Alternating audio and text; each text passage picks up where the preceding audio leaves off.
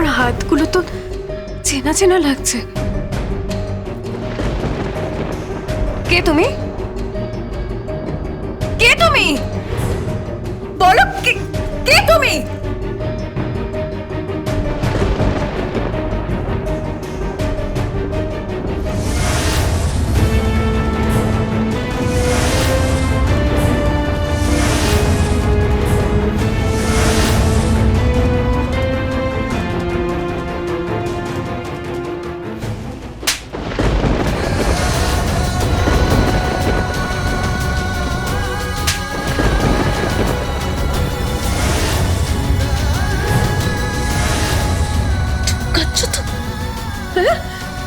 মুখ ঢেকে প্রাণেশ্বরী সেজে ঠকাচ্ছ আমাকে।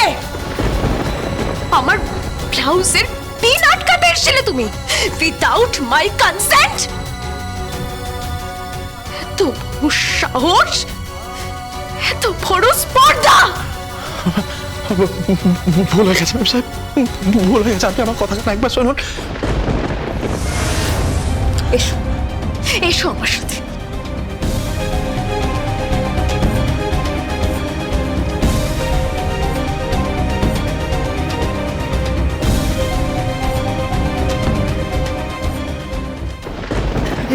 আমার কথা শুনুন না।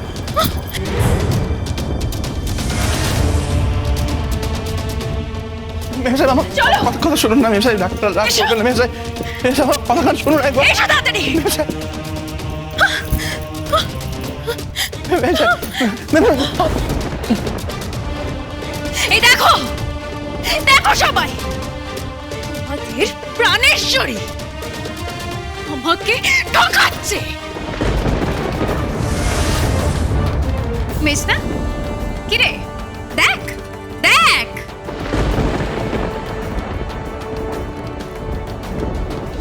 বৌদি, মা, দেখো তোমাদের প্রাণেশ্বরীকে দেখো। পিকো, কিরে দেখতে পাচ্ছিস? তোদের প্রাণেশ্বরীকে দেখ।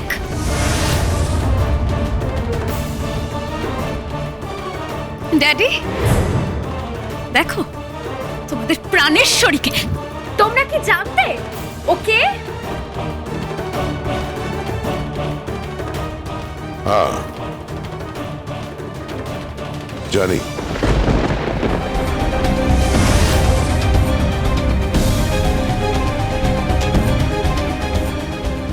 কি? তুমি তুমি জানো? তুমি জানার পরেও ওকে ওকে তুমি আমার ঘরে পাঠিয়েছো? হ্যাঁ, আমার ঘরে পাঠিয়েছো। হ্যাঁ পাঠিয়েছি। আসলে তুই তোর জীবনটাকে সিনেমা বানিয়েছিস তো, আর সিনেমায় তো চিত্রনাট্য লেখা হয়, তো আমরাও ভাবলাম একটু লিখি।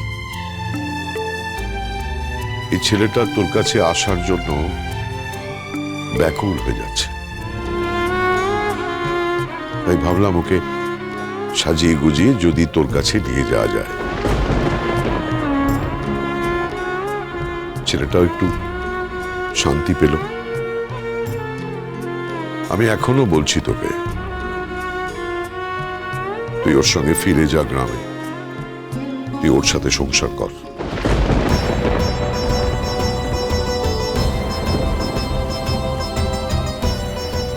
কেন? গঙ্গারামের কি নাম্বার 1 হওয়ার স্বপ্ন চলে গেল? ডেস্কে তো এত বড় বড় কথা বলছিলাম, কি হলো? সব কনফিডেন্স শেষ? কি হলো? আর আত্মবিশ্বাস নেই?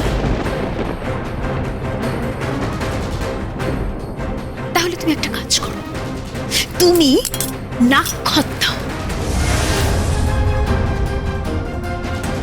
নাক্ষত দিয়ে এখান থেকে হার মেনে বেরিয়ে যাও, চলে যাও এখান থেকে।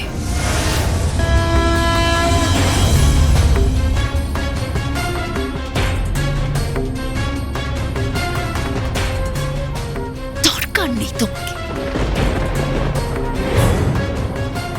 টায়রা, ঠিক করে কথা বলো। কি হচ্ছে কি টায়রা এসব?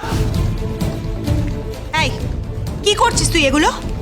অপমান করে যাচ্ছিস, শুধু অপমান করে যাচ্ছিস। কেন? আরে ওর দিকে তাকিয়ে দেখ, এই ছেলেটা তোর জন্য কি কি করেছে। হ্যাঁ, আমার জন্য? ও টাকার লোভে আমার সাথে বিয়ে করেছে।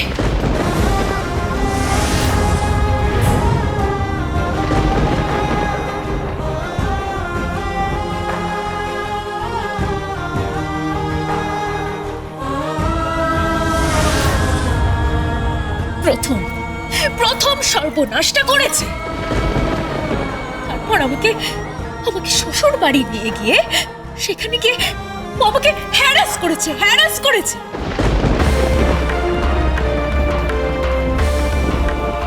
তারপর এখানে ফিরে আসার পরেও আমাকে হ্যারাস করেছে, দিনের পর দিন হ্যারাস করেছে।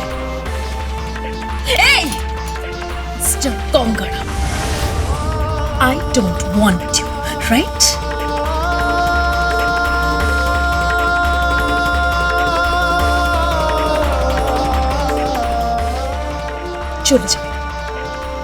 চলে যাও, get out!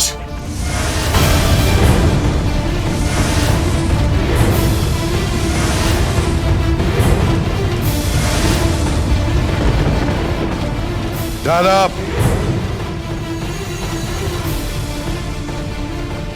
ও যাবে না, ও থাকবে, ওই বাড়ির জামাই। ও, তাহলে তো আমাকেই চলে যেতে হয়। মেম সাহেব, আপনি দয়া করে এই বাড়ি ছেড়ে কোথাও যাবেন না। আমি তো চলে যাব। কটা দিন পর তো আমি চলে যাব। কটা দিন আমাকে একটু সহ্য করে নিন না মেম সাহেব। আমার এই কলকাতা শহরে তো থাকার কোনো জায়গা নেই, রাস্তাঘাটে ফুটপাতে থাকতে হবে। কটা দিন চাকর বাকরদের ঘরে থেকে যাবো মেম সাহেব। আমি এই গানের যে অনুষ্ঠানটা আছে ওইটা করে আমি চলে যাবো মেম সাহেব। কটা দিন।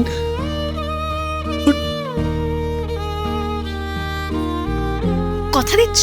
দিচ্ছি। আর মুখ দেখাবে না? না মেম সাহেব, গানের অনুষ্ঠানে 1 নম্বর হতে না পারলে পোড়া মুখ আপনাকে আর কোনোদিনও দেখাবো না। কথা দিচ্ছি মেম সাহেব। আমি আপনার দিব্যি খেয়ে কথা দিলাম।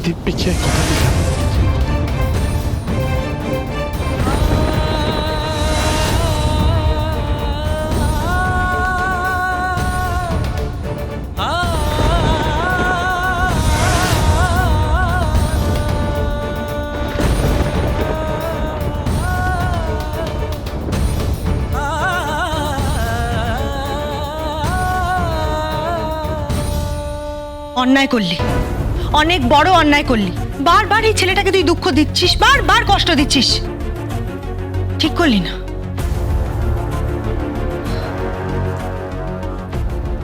চলো বা, আমাদের তো পুজোর দেরি হয়ে যাচ্ছে।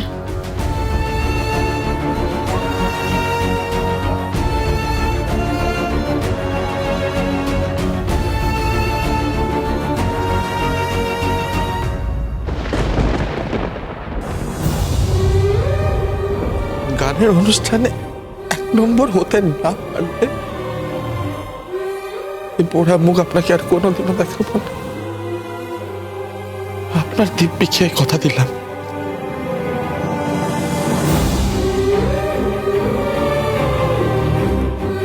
চল, কিরে চল।